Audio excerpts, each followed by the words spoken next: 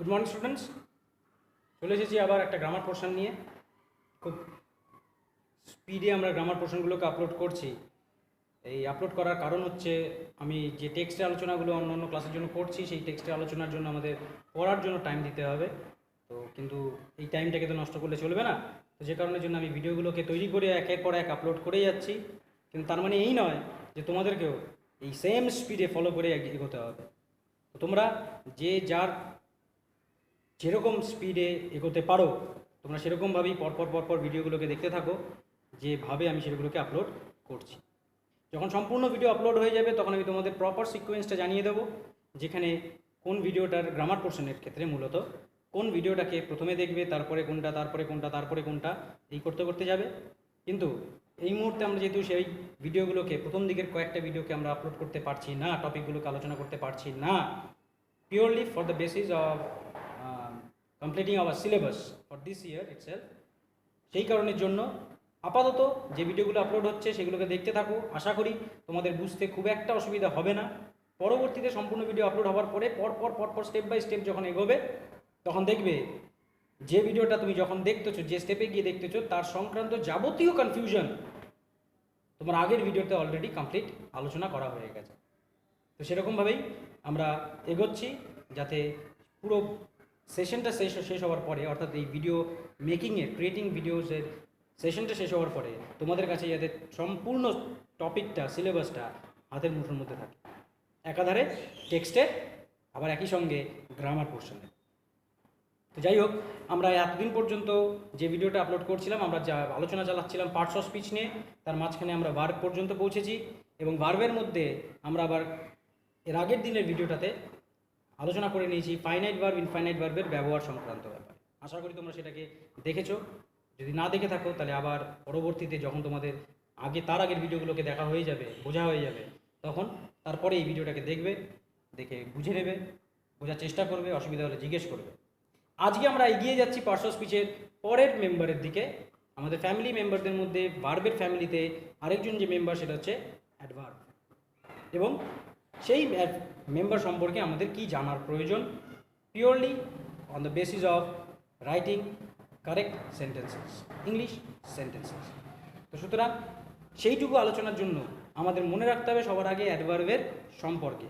গল্পটা হয়তো মনে আছে, অ্যাডভার্ব হচ্ছে ভার্বের ছেলে অথবা মেয়ে বা সন্তান বা সন্ততি। তো সেই ক্ষেত্রে অ্যাডভার্বের কাজ মূলত ভার্বের দোষগুণ অবস্থাকে প্রকাশ করা। মানে অ্যাডভার্ব হচ্ছে সেই সমস্ত শব্দ যারা কোনো একটা ভার্বের, কোনো একটা কাজের সম্পর্কে কিছু কথা বলবে, সেটা দোষ, তার গুণ, তার অবস্থা ইত্যাদি। উদাহরণ হিসেবে বলেছিলাম, সম্ভবত মনে নেই আমার, যদি আমি একটা কাজের কথা বলি, আমি হাঁটছি, তাহলে এই বাক্যের মধ্যে কাজ কোনটা? হাঁটা, তাই না? তাহলে আমি হাঁটছি, হাঁটাটা কাজ, সিম্পল। এবার আমি বললাম আমি আস্তে হাঁটছি। যদি আমি বলি আমি আস্তে হাঁটছি, তার মানেটা এই আস্তে শব্দটা কাকে কোয়ালিফাই করছে, কাকে মডিফাই করছে, কার সম্পর্কে কিছু কথা আরও পরিষ্কার করছে? হাঁটার সম্পর্কে, হাঁটার কোয়ালিটিটাকে বোঝাচ্ছে যে আমি তাড়াতাড়ি হাঁটছি না আস্তে আস্তে হাঁটছি। অর্থাৎ আস্তে শব্দটা ওই বাক্যের মধ্যে সেই বাক্যে ব্যবহৃত ভার্বটাকে যেন কোয়ালিফাই করার চেষ্টা করছে। কোয়ালিফাই বলে ভুল হবে, একটুখানি ভুল না, মানে অন্যরকম হয়ে যায়, মডিফাই করার চেষ্টা করছে, তার সম্পর্কে আর একটু বেশি করে কিছু কথা বলার চেষ্টা করছে। তো স্বাভাবিকভাবে এই বাক্যের মধ্যে এই আস্তে শব্দটা বা আস্তে আস্তে শব্দটা বা তাড়াতাড়ি শব্দগুলো, এই শব্দগুলোকে অ্যাডভার্ব বলে কি করতে হয়? চিহ্নিত করতে হয়। আশা করি বুঝাতে পারলাম।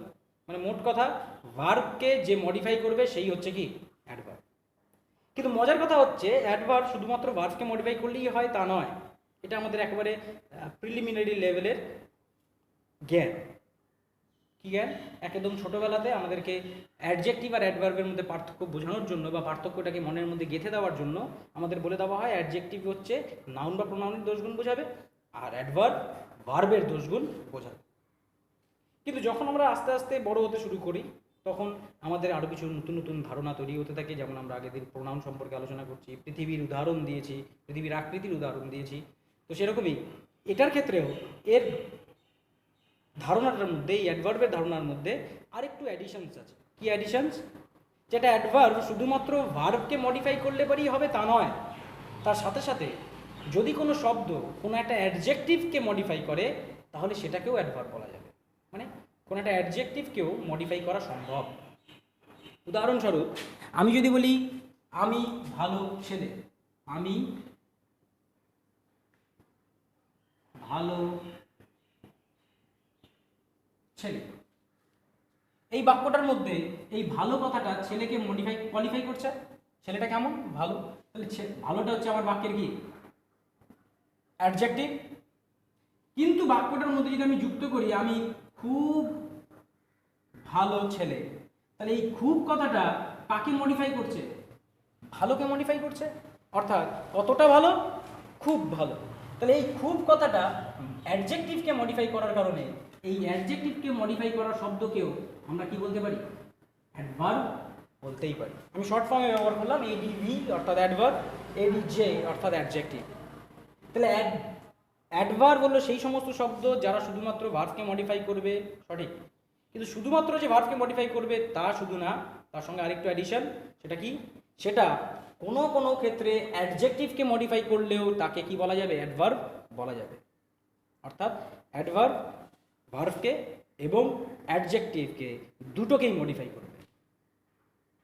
তারও সাথে এমনও হতে পারে কোনো একটা বাক্যের মধ্যে তুমি একটা অ্যাডভার্ব খুঁজে পেলে এবং তার সাথে সাথে আরও একটা শব্দ খুঁজে পেলে যে কিনা অ্যাডভার্বটাকে আবার মডিফাই করছে। উদাহরণ, আমি খুব আস্তে হাঁটি,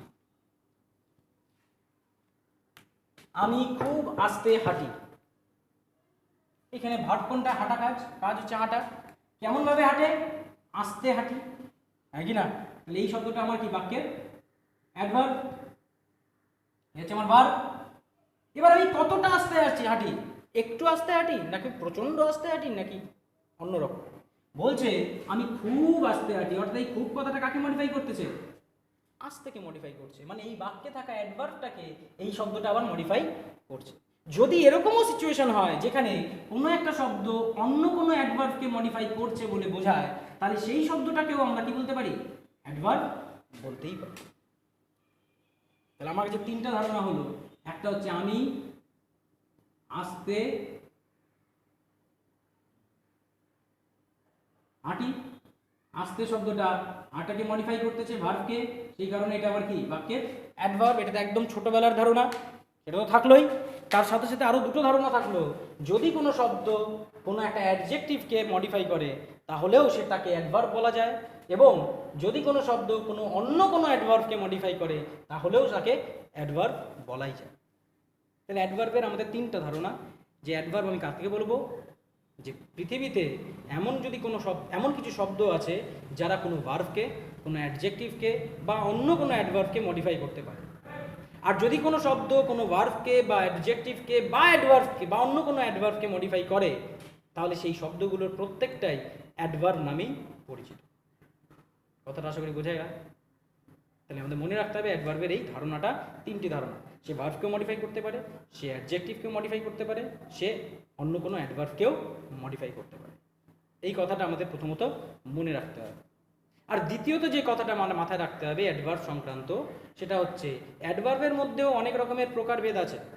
ফাইন, অনেক আছে, কিন্তু সেই প্রকারভেদ আমাদের মনে রাখার দরকার নেই ইংরেজি বাক্য গঠনের জন্য। পরবর্তীতে তুমি যদি আরও বেশি কিছু জানতে চাও, you have your grammar books, go through those, you will find out the different types of adverbs also. কিন্তু এই মুহূর্তে আমাদের যেটা মূল টার্গেট বাক্য লেখা, সেই বাক্য লেখার জন্য আমাদের যেটা করণীয় সেটা হচ্ছে অ্যাডভার্বের সংক্রান্ত যে চ্যাপ্টার তোমাদের গ্রামার বইয়ের মধ্যে আছে তার মধ্যে থাকা বিভিন্ন এক্সাম্পলগুলোকে তোমরা ভালো মতন খুঁটিয়ে খুঁটিয়ে দেখবে যে কোন কোন শব্দগুলোকে আমরা অ্যাডভার্ব বলে চিহ্নিত করতে পারি, যাতে একটা সেন্টেন্সের মধ্যে থাকা যে কোনো শব্দ দেখে তুমি বুঝতে পারো যে এই বাক্যের মধ্যে এই শব্দটা অ্যাডভার্বের কাজ করছে বা করতে পারে। কেন বললাম? যেরকম অ্যাডজেক্টিভের মধ্যে এরকম কিছু ওয়ার্ডস পাওয়া যায় যে শব্দগুলো নিজে অ্যাডজেক্টিভ না হলেও তারা অ্যাডজেক্টিভের মতন কার্য সাধন করে বাক্যের মধ্যে, সেরকমই অ্যাডভার্বের মধ্যেও এরকম জাতীয় কিছু শব্দ পাওয়া যায় যারা নিজেরা অ্যাডভার্ব বলেই শুধুমাত্র ব্যবহৃত হবে তা নয়, তারা নিজেরা অ্যাডভার্ব হয় না, তারা কিন্তু অন্য কোনো পার্টস অফ স্পিচের শব্দও হতে পারে, কিন্তু তারা ব্যবহার করবে কার মতন? অ্যাডভার্বের মতো। কোন শব্দগুলো? আমি উদাহরণ দেখিয়ে দিই একটাই দেখাই। যেমন সেলফ যুক্ত pronoun, myself, herself, himself, themselves, itself, যে সমস্ত প্রোনাউনের শেষে সেলফ যুক্ত অবস্থায় থাকে, এই যে সেলফ যুক্ত প্রোনাউনের যে স্ট্রাকচারটা, এই স্ট্রাকচারটা নিজে প্রোনাউন হলেও, তাই নিজে প্রোনাউন হলেও এরা কিন্তু ব্যবহার করে বাক্যের মধ্যে অ্যাডভার্বের মতো। কিভাবে? আমি বললাম আই ডিড ইট মাইসেলফ, আমি ওটা করেছিলাম, ডিড লিখে দিয়েছি, আমি ওটা করেছিলাম নিজে নিজে। অর্থাৎ এই নিজে নিজে কথাটা কাকে বোঝাচ্ছে? করার পদ্ধতিটাকে ব্যাখ্যা করছে, অর্থাৎ করাটাকে যেন সে মডিফাই করছে, যে আমি করেছিলাম ঠিক আছে, কাজটা আমি আমার নিজের ক্ষমতায় করতে পারি, আবার অন্যের সাহায্য নিয়েও করতে পারি। যখন আমি বোঝাবো যে আমি আমার নিজের ক্ষমতায় করেছি, সেই করাটাকে ব্যাখ্যা করার জন্য এই মাইসেলফ শব্দটাকে বা সেলফযুক্ত প্রোনাউনগুলোকে বাক্যের মধ্যে ব্যবহার করা হয়। তো স্বভাবতই এই মাইসেলফ বা সেলফযুক্ত শব্দগুলো এই বাক্যের ক্ষেত্রে মাইসেলফ, এটা বাক্যের ভার্বকে মডিফাই করার চেষ্টা করে, ভার্বটা কেমনভাবে করা হয়েছে সেটাকে ব্যাখ্যা করার চেষ্টা করে। আর যদি কোনো ভার্বকে কোনো শব্দ মডিফাই করে, তাহলে তাকে তো আমরা অবশ্যই কি বলবো? অ্যাডভার্বের মতন আচরণ করছে। আর এই শব্দটা অ্যাডভার্বের মতন আচরণ করছে ঠিকই, কিন্তু এ নিজে কিন্তু কোনো অ্যাডভার্ব নয়, এ কিন্তু জাস্ট অ্যাজ আ ওয়ার্ড। তাকে যদি আলাদা একটা ওয়ার্ড হিসেবে কাউকে জিজ্ঞেস করা হয় এটা কি, তাহলে পরে সেটা কোন পার্টস অফ স্পিচের অন্তর্গত বলবো? সেটাকে প্রোনাউনের অন্তর্গত বলবো। অর্থাৎ মাইসেলফ বা সেলফযুক্ত যে শব্দগুলো আছে, সেই সেলফযুক্ত শব্দগুলো সর্বদা নিজে প্রোনাউন হলেও তার বাক্যে ব্যবহৃত হওয়ার সময় অ্যাডভার্বের মতন কাজ করে। এবার তুমি বলবে, তোমরা বলবে যে এই সেলফযুক্ত প্রোনাউনের সম্পর্কে তো কোনো কথা আমাদের প্রোনাউনের চ্যাপ্টারে আলোচনা করা হয়নি। হ্যাঁ, করা হয়নি। তার কারণ সেলফযুক্ত শব্দগুলোকে আমরা খুব কমই ব্যবহার করি। অকারণে অতিরিক্ত প্রেশার ক্রিয়েট করার তো আমার দরকার নেই, যে কারণের জন্য আমি এই জিনিসটাকে বাদ রেখেছি। কিন্তু এখন যেহেতু আমাদের এই সেলফযুক্ত শব্দর ব্যবহার খেয়াল করতে হচ্ছে, তাহলে আমাদের জেনে রাখা প্রয়োজন। কি জানতে হবে? যে আমরা যে কোনো প্রোনাউনের সাবজেক্টিভ, অবজেক্টিভ আর পজেসিভ, এই তিনটা স্ট্রাকচারের কথা বলেছিলাম, মনে আছে? ফর্ম, জায়গাতে বসার উপরে, এবং অবজেক্টিভ ফর্মগুলোর ক্ষেত্রে আমরা শুধুমাত্র আই এর জন্য মি, ইউ এর জন্য, উই এর জন্য আস, হি এর জন্য হিম, ইউ এর জন্য ইউ করছিলাম, এরকম ডট ডট ডট ডট অনেকগুলো করছিলাম। ওই ভিডিওটা দেখলে পরে পেয়ে যাবে। কিন্তু সেখানে এই কথাটাকে আমি জুড়ে দিইনি যে অবজেক্টিভ ফর্মের মধ্যে শুধুমাত্র এই ফর্মগুলো ছাড়াও আরও একটা ফর্ম পাওয়া যায়, সেটা হচ্ছে সেলফযুক্ত প্রোনাউন। তুই বলে স্যার পজিটিভের মধ্যে দুটো লিখে দিয়েছিলেন, এটার ক্ষেত্রে কেন দুটো লেখেননি? হ্যাঁ, বলতেই পারো। পজিটিভের জন্য দুটো লিখে দিয়েছিলাম কারণ পজিটিভের ওই সেকেন্ড যে নাম শব্দগুলো, সেটা আমাদের ইংরেজি বাক্য গঠনের শেখার সময়, একদম সহজ সরল বাক্য গঠন শেখার সময় কোনো টপিকেই আলোচনার মধ্যে আসবে না। তো স্বাভাবিকভাবে যদি আমি সেটাকে সেখানে না লিখে দিতাম, তাহলে পরে পরবর্তীতে সেই কথাটার মধ্যে ফিরে যাওয়াটা আমার পক্ষে সম্ভব হতো না, কারণ আমার কোনো আলোচনার বিষয়বস্তু থাকবে না। সে কারণে আমি ওখানে সেকেন্ড শব্দটাকে লিখে দিয়েছিলাম। কিন্তু আমি জানতাম যে অ্যাডভার্ব পড়ার সময় এই সেলফযুক্ত প্রোনাউনের আমার দরকার পড়বে। এতদিনে নিশ্চয়ই তোমার এই সাবজেক্টিভ, অবজেক্টিভ, পজিটিভ ফর্মের কথা মাথায় ঢুকে গেছে। এখন শুধুমাত্র একটা এডিশন করে নেওয়া ওর মধ্যে, যে এই মাইসেলফ বা সেলফযুক্ত যে প্রোনাউনগুলো, এগুলো যে কোনো প্রোনাউনের অবজেক্টিভ ফর্মের মধ্যেই ব্যবহৃত হবে। অর্থাৎ মি অথবা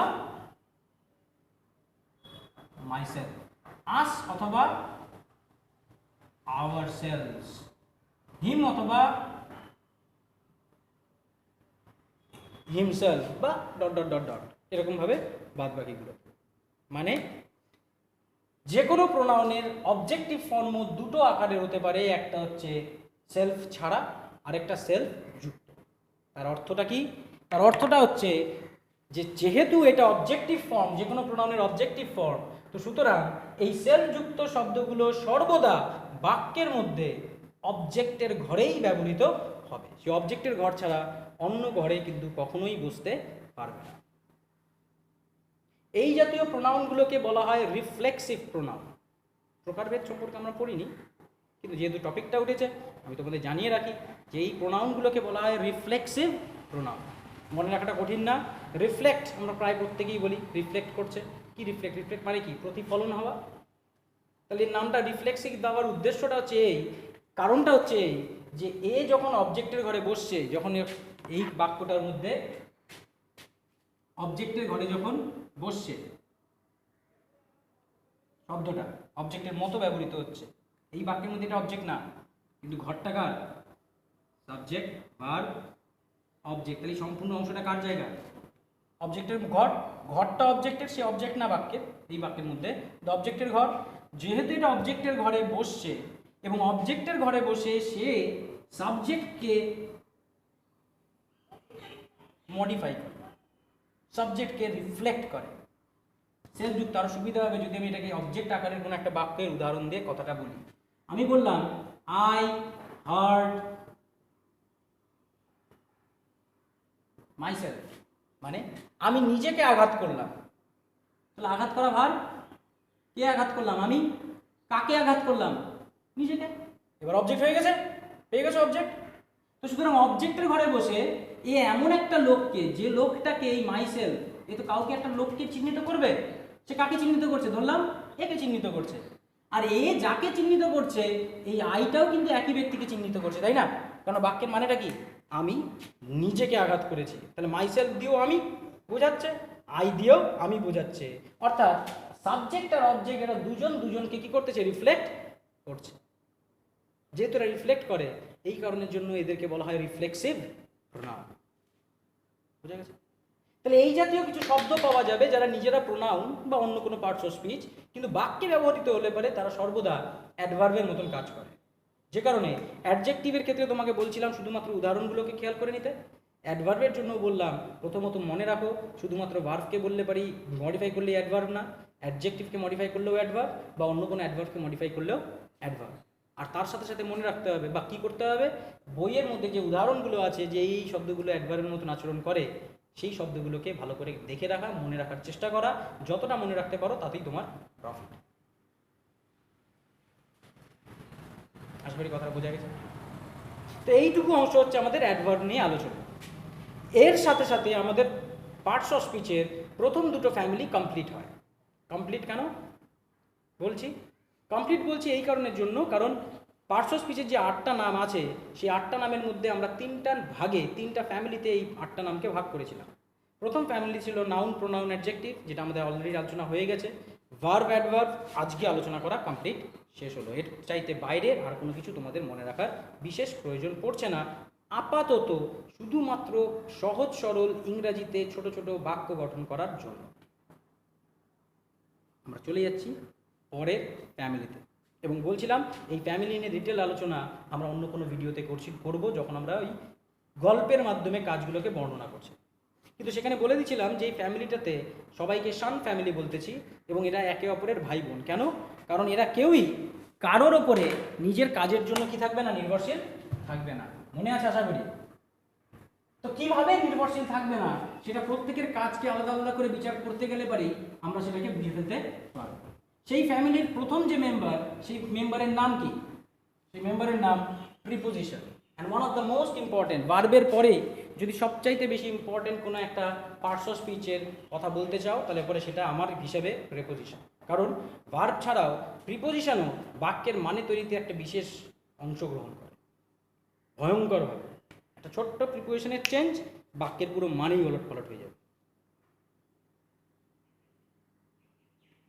তো সেই জন্য প্রিপোজিশনটা ঠিকঠাকভাবে যাতে ব্যবহার করতে পারি, তার জন্য প্রিপোজিশনের কাজ আগে আমাকে বুঝতে হবে। এটাকে বোঝার জন্য আমরা নামটাকে আগে লিখে নিই।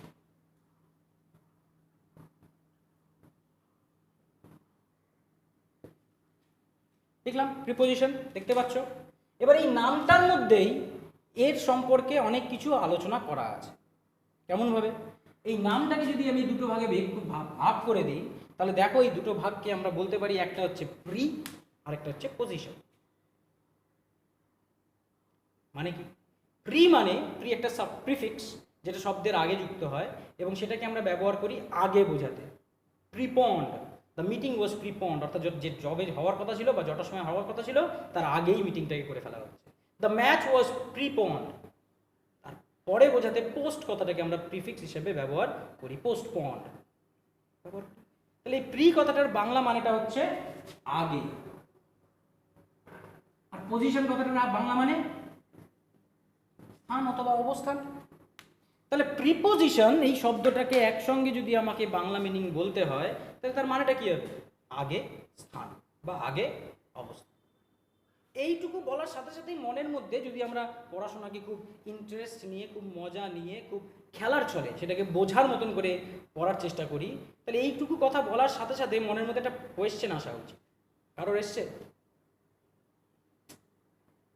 আমি যদি হতাম, আমার ছোটোবেলাতে এই কোশ্চেনটা আসতো, আমাকে যদি আমার মাস্টারমশাই এই কথাটা বলে থাকতেন এরকমভাবে, তাহলে যেই না বলতেন সঙ্গে সঙ্গে মাথায় আসতো একটা কোয়েশ্চেন, আমাকে বিরক্ত করতো। যদি তার উত্তর না পাই আমি খুব প্রবলেমের মধ্যে পড়ে যেতাম। কারো মাথায় এসছে? হয়তো এসছে। কোয়েশ্চেনটা কি? আচ্ছা বুঝলাম, আগে স্থান, তার মানে হচ্ছে কোনো না কোনো কিছুর আগে সেটা কি হবে? অবস্থান করবে। কিন্তু প্রশ্নটা কার আগে স্থান? একটা কোয়েশ্চেন আছে, আছে কি না? আগে স্থান তার মানে বাক্যে ব্যবহারের সময় এটা কোনো কিছুর আগে অবস্থান করবে, এইটুকু তো আমি অনুমান করতে পারবো। কিন্তু কোনো কিছুর আগে অবস্থান করবে তো কিসের আগে অবস্থানটা করবে? সেই উত্তরটা হলো কোনো একটা নাউন অথবা প্রোনাউনের আগে অবস্থান করবে। তাহলে হয় একটা নাউনের আগে অবস্থান করবে, তা না হলে একটা প্রোনাউনের আগে প্রিপোজিশন সর্বদা বাক্যের মধ্যে অবস্থান করবে। মানে নাউন বা প্রোনাউন ছাড়া প্রিপোজিশন বাক্যে বসতেই পারবে না। বাক্যে যদি ওকে বসতে হয় তাহলে ওর পরে একটা নাউনকে অথবা একটা প্রোনাউনকে বসতে হবে। তাহলে প্রিপোজিশন বাক্যের মধ্যে বসবে একটা নাউন বা প্রোনাউনের আগে। একটা ছোট্ট একটু রিক্যাপচুলেট পিছন দিকের জিনিস টেনে নিয়ে এসে মানে আগের ভিডিওর কথা টেনে নিয়ে এসে আমরা একটুখানি কম্পেয়ার করে দেখি। খেয়াল করে দেখো, আমরা যখন ফাইনাইট ভার্ব আর ইনফাইনাইট ভার্বে আলোচনা করছি, মূলত ইনফাইনাইট ভার্বে আলোচনা করছি, সেখানে আমরা একটা শব্দ পেয়েছিলাম ইনফিনিটিভ, এক প্রকারের ইনফাইনাইট ভার্ব পেয়েছিলাম। আর সেই ইনফিনিটিভের স্ট্রাকচার হিসেবে আমি তোমাদের বলেছিলাম এর স্ট্রাকচারটা হচ্ছে টু প্লাস ভার্বের অরিজিনাল ফর্ম বলেছিলাম। আর সেই ফর্মের কথা বলতে গিয়ে তোমাদের আমি বলেছিলাম যে এই যে ফ্রেজটা টু প্লাস ভার্বের অরিজিনাল ফর্ম, এই ক্ষেত্রে টু কিন্তু কোনো প্রিপোজিশন না। টুকে আমরা আলাদা হিসেবে একটা জিনিস, এটাকে প্রিপোজিশন হিসেবে চিনি, টু মানে দিকে, কিন্তু এই ফ্রেজটাতে টু কিন্তু প্রিপোজিশন হিসেবে বিচার্য নয়। সেদিন আমি কারণটা বলিনি। কারণটা কি? দেখো তোমার সামনেই আছে। কারণটা হচ্ছে প্রিপোজিশন হলো সেই সমস্ত শব্দ যেটা একটা বাক্যের মধ্যে একটা নাউন অথবা প্রোনাউনের আগে কি করবে? অবস্থান করবে। কিন্তু টু প্লাস ভার্বের অরিজিনাল ফর্মের মধ্যে টুটা ভার্বের আগে অবস্থান করছে, নাউন প্রোনাউনের আগে। তাহলে সেখানে টুকে কি প্রিপোজিশন হিসেবে বিচার করা যায়? টিও টু প্রিপোজিশন হিসেবে দেখতে যা, ওই স্ট্রাকচারেও টিও টু দেখতে একই রকম, কিন্তু তাই বলে সেই টুটা, ইনফিনিটিভের টুটাকে প্রিপোজিশন বলা যায় না। কারণ প্রিপোজিশনের বেসিক নিয়ম অনুযায়ী তারপরে একটা নাউনকে থাকতে হয়, কিন্তু ইনফিনিটিভে সেটা থাকে না। তো সেই কারণে টু প্লাস ভার্বের অরিজিনাল ফর্মের মধ্যে টুটা কোনো মতেই প্রিপোজিশন না। আমরা পরীক্ষার হলে অনেক কোয়েশ্চেন পেপারের মধ্যেও দেখি আর্টিকেল প্রিপোজিশন বসাও মাধ্যমিকের কোয়েশ্চেন পেপারে, এবং সেখানে ইনফিনিটিভের টুটাকে জায়গাতে ড্যাশ রেখে ফাঁকা দেওয়া থাকে। তো সেখানে বসাচ্ছি টু, কিন্তু কাউন্টারে কোয়েশ্চেন করলে পারে সেটাকে আমি প্রিপোজিশন হিসেবে বিচার করব, তাই না? আমি কি বলবো, এটা প্রিপোজিশন নয়। তো এনিওয়েজ আমরা চলে আসছি আমাদের মূল আলোচনায়। তো প্রিপোজিশন হচ্ছে আগে স্থান, এবং এটা কার আগে স্থান নেবে? একটা নাউন অথবা একটা প্রোনাউনের আগে স্থান নেবে। এ তো গেল এদের বসার ব্যবহার, বাক্যের মধ্যে এটা কোথায় বসবে।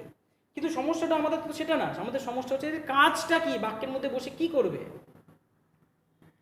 কাজটা হচ্ছে যে প্রিপোজিশন একটা বাক্যের মধ্যে যে নাউন বা প্রোনাউনের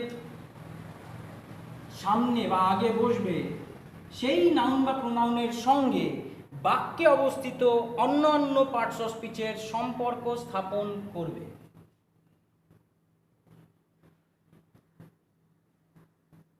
এই কথাটাকে ব্যাখ্যা করার জন্য আমরা একটা সেন্টেন্স দিয়ে উদাহরণের ব্যাখ্যা দিব, যে আমি যে কথাটা বলছি সেই কথাটা কি ঠিক বলছি, বা আমাদের বইয়ের মধ্যে যে কথাটা বা যে সংজ্ঞাটা প্রিপোজিশনে দেওয়া থাকে সেটাও কি ঠিকঠাক দেওয়া হচ্ছে নাকি ভুলভাল হচ্ছে। তো সেটাকে দেখার জন্য আমরা প্রমাণ করে দেখাবো যে প্রিপোজিশনের কাজটা ঠিকঠাকভাবে হচ্ছে নাকি হচ্ছে না, আদৌ যেই কথাটা ঠিকঠাক বলা হলো নাকি হলো না। কি বললাম? প্রিপোজিশনের কাজ হচ্ছে প্রিপোজিশনটি যে নাউন বা প্রোনাউনের আগে বসবে সেই নাউন বা প্রোনাউনের সঙ্গে বাক্যে অবস্থিত অন্যান্য পার্টস অফ স্পিচের সম্পর্ক স্থাপন করবে। তাহলে সমস্ত নাউন প্রোনাউনের সঙ্গে বাক্যের অন্যান্য পার্টস অফ স্পিচের সম্পর্ক স্থাপন করবে না, ঠিক যে নাউন বা প্রোনাউনের আগে বসছে সেই নাউন বা প্রোনাউনের সঙ্গে বাক্যে অবস্থিত অন্যান্য যে পার্টস অফ স্পিচগুলো আছে সেই সমস্ত সব কটা পার্টস অফ স্পিচের সম্পর্ক স্থাপন করবে। এটা হচ্ছে প্রিপোজিশনের কাজ। কিভাবে? এই যে বাক্যটা আমরা নিয়েছি, এই বাক্যটার মধ্যে দেখো স্টুডেন্টস হচ্ছে নাউন, তাই না? ছাত্রছাত্রীদের নাম বোঝাচ্ছে, একটা প্রজাতির মানুষের নাম বোঝাচ্ছে। আর দ্য স্টুডেন্টস বলতে নির্দিষ্ট করে কয়েকটা ছাত্রছাত্রীকে বোঝাচ্ছে। তাহলে এই দ্য, এই যে ডিটারমিনারটা আমি লাগিয়েছি, এটাকে ডিটারমিনার বলা হয়, কিন্তু এই ক্ষেত্রে এই দ্য স্টুডেন্টস এই সম্পূর্ণটা মিলেই একটা বিশেষ প্রজাতির প্রাণীকে চিহ্নিত করতেছে, তাদের নামটাকে বোঝাচ্ছে। তো এটা টোটালটাকে আমি কি বলতে পারি? নাউন বলতে পারি। আমার ভাষায় এটা কনজুগেটেড নাউন, জোড়া লাগানো নাউন। একই রকমভাবে দ্য ক্লাস, এটাও আমার কি বাক্যের নাউন। পরে থাকলো আর সিটিং, এটা হচ্ছে আমার বাক্যের কি ভার্ব। আর এর মধ্যে আছে কে? প্রিপোজিশন। দেখো এই বাক্যটার মধ্যে প্রিপোজিশনটা একটা নাউন বা প্রোনাউনের আগে বসছে, যেটা তার নামের সংজ্ঞার থেকে আমরা অলরেডি দেখতেই পাচ্ছি। তুমি যে কোনো বাক্যের উদাহরণ নিয়ে নাও, প্রিপোজিশনকে কখনোই নাউন প্রোনাউন্সের আর কারোর আগে বসতে দেখতে পাবে। আমি একটা উদাহরণ নিচ্ছি, ভেরি সিম্পল একটা sentence, the students are sitting in the class. মানে কি? ছাত্রছাত্রীরা ক্লাসের মধ্যে বসে আছে। এবার আমাকে প্রমাণ করে দেখাতে হবে যে এই প্রিপোজিশনটা এই নাউন বা প্রোনাউনের আগে সাথে, মানে যে নাউন বা প্রোনাউনের আগে বসছে, সংজ্ঞা তাই বলছিলাম, এই নাউন বা প্রোনাউনের সাথে বাক্যে অবস্থিত অন্য অন্য পার্টস অফ স্পিচের সম্পর্ক স্থাপন করবে। মানে যার আগে বসছে তার সাথে এই পার্টস অফ স্পিচের, এর সাথে এই পার্টস অফ স্পিচের সম্পর্কটাকে এ কি করবে? স্থাপন করবে, প্রিপোজিশন স্থাপন করবে। এবার আমরা যদি প্রমাণ করতে চাই যে এই নাউন বা প্রোনাউনের সাথে এই ভার্বের সম্পর্ক স্থাপন করাতে হবে, বা এই নাউন বা প্রোনাউনের সাথে এই নাউন বা প্রোনাউনের সম্পর্ক স্থাপন করাতে হবে, তো স্বাভাবিকভাবে যার সাথে আমি সম্পর্ক স্থাপন করাবো, যেটা দিয়ে করাবো, সেটা বাদ দিয়ে বাদ বাকি সমস্ত পার্টস অফ স্পিচকে আমি কি করবো? বন্ধ রেখে দেবো। বন্ধ রাখি। আমি প্রথমে এই নাউনের সাথে এই নাউনের কোনো সম্পর্ক আছে কিনা সেটাকে বিচার করার জন্য আগে ভার্বটাকে কি করে দিতে পারি? বন্ধ করে দিতে পারি। তো করে দিই। ভার্বটাকে যদি বন্ধ করতে চাই, ভার্বটা কীভাবে বন্ধ হবে? করে দিলাম বন্ধ। পড়ে থাকলো কি? The students in the class. আমরা জানি একটা বাক্যের মানে করার জন্য ভার্বের খুব গুরুত্ব আছে। ভার্ব ছাড়া বাক্যের মানে হয় না, ঠিক? মানে সম্পূর্ণরূপে প্রকাশ পাবে না ঠিকই, কিন্তু যদি তুমি এইটাকে বন্ধও করে দাও তাহলেও কিন্তু একটা মোটামুটি মানে আইডিয়া করা যায়, কিছু ধরনের একটা মানে, কিছু একটা সম্পর্ক, এটার সাথে এটার একটা সম্পর্ক ধারণা করা যায়। কেউ করতে পারবে?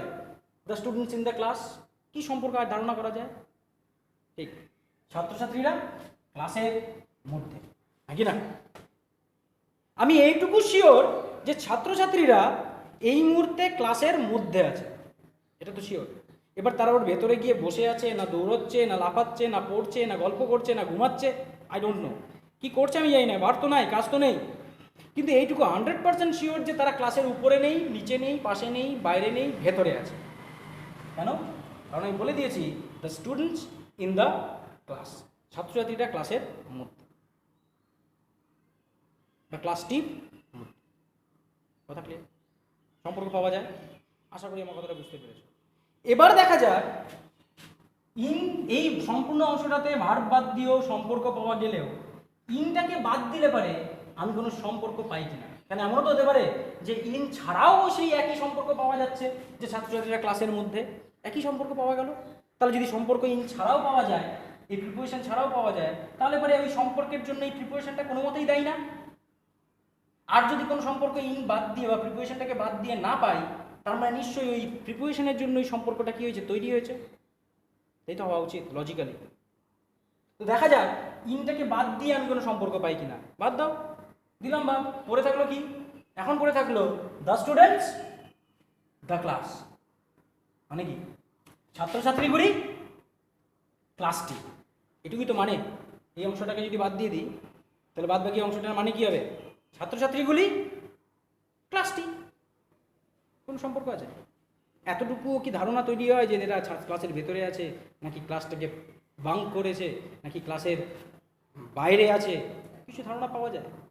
কোনো ধারণা পাওয়া যায় না। দুটো সেপারেট নাউন দু রকমের মতন বসে আছে, ছাত্রছাত্রীগুলো ক্লাসটা ফিনিশড। তো অর্থাৎ যে মুহূর্তে আমি ইন প্রিপোজিশনটাকে বন্ধ করে দিলাম, সঙ্গে সঙ্গে সম্পর্কটা কেমন যেন ছিন্ন হয়ে গেল, দুটো আলাদা আলাদা নাউন হয়ে গেল।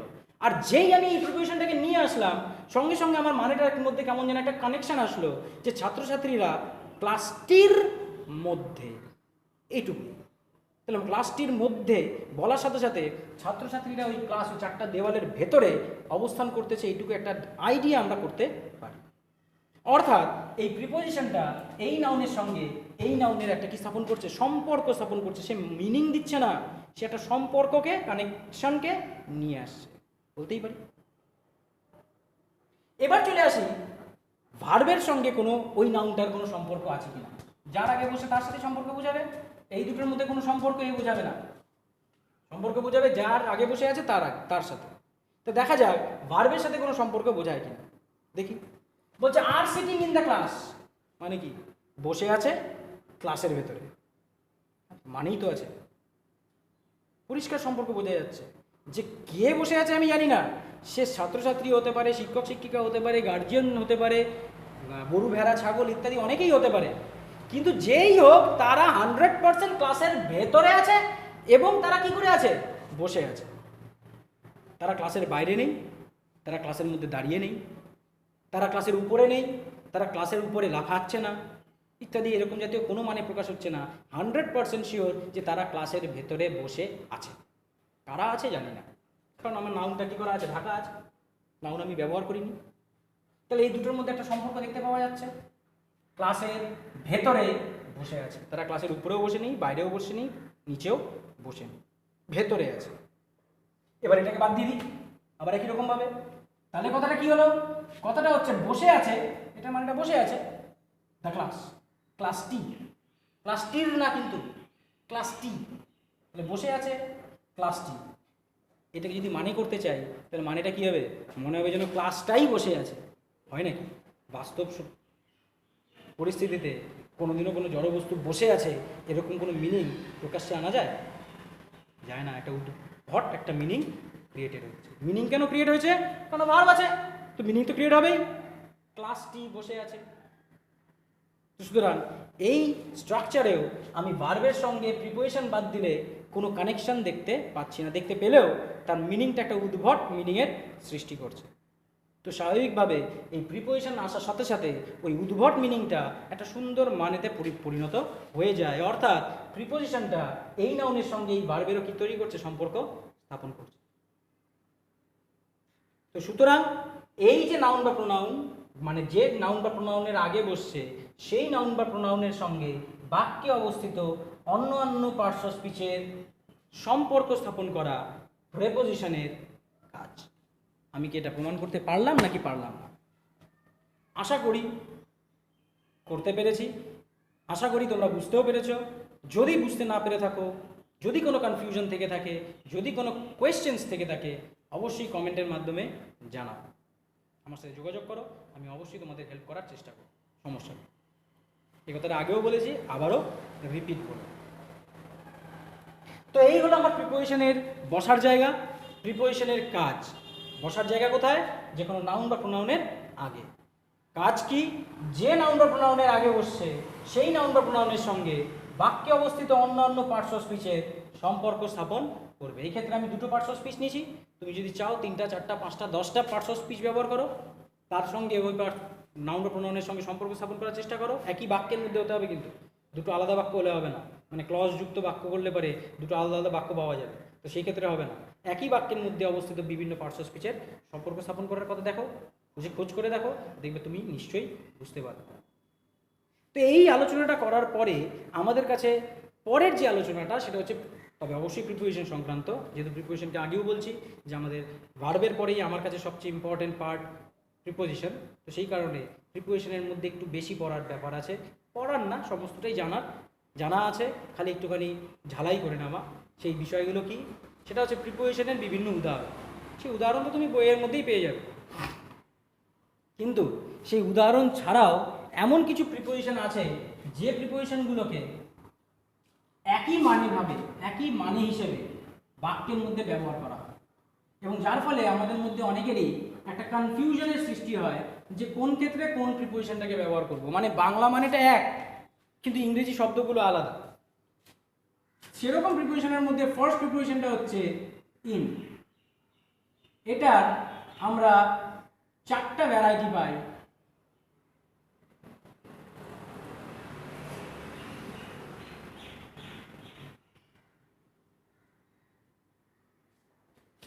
সেটা হচ্ছে ইন, ইনটু, উইদিন আর ইনসাইড। এই 4টা ভ্যারাইটি আমরা এই প্রিপোজিশনটার মধ্যে দেখতে পাই। ইন কথাটার সাধারণ অর্থে বাংলা মানে হচ্ছে মধ্যে বা ভেতরে। ইনটু কথাটারও মানে মধ্যে অথবা ভেতরে। উইদিন মানেও মধ্যে অথবা ভেতরে। ইনসাইড মানেও মধ্যে অথবা ভেতরে। জেনারেল মিনিংটা সবারই এক। আর এই সবার এক হওয়ার কারণে আমাদের মনে মধ্যে একটা কনফিউশন হয় যে এই বাক্যের মধ্যে আমি ইন লাগাবো না ইনটু লাগাবো না উইদিন লাগাবো না ইনসাইড লাগাবো। যাতে আমাদের মনের থেকে সেই কনফিউশনটা দূর হয়ে যায়, সেই জন্য এই মানেগুলোর মধ্যে নিশ্চয়ই কিছু পার্থক্য আছে, সেই পার্থক্যগুলোকে আমাদেরকে খুঁটিয়ে খুঁটিয়ে দেখে নেওয়া ভালো, তাতে আমাদের ব্যবহারে অনেক সুবিধা হয়। হ্যাঁ, পার্থক্য বিভিন্নভাবে পার্থক্য করা যায়। আমি হয়তো এক রকমভাবে বলবো, তুমি হয়তো আরেকটা রকমের পাবে, কিন্তু আমি যে এক রকমের কথাটা তোমাকে বলবো, সেই এক রকমের কথা মাথায় ঢুকে যাওয়ার সাথে সাথে এইটুকু নিশ্চয়ই ঢুকে যাবে যে মানেগুলো জেনারেলি এক হলেও তাদের মানেগুলোর মধ্যে একটু একটু করে সবকটার মধ্যে কি আছে, পার্থক্য আছে।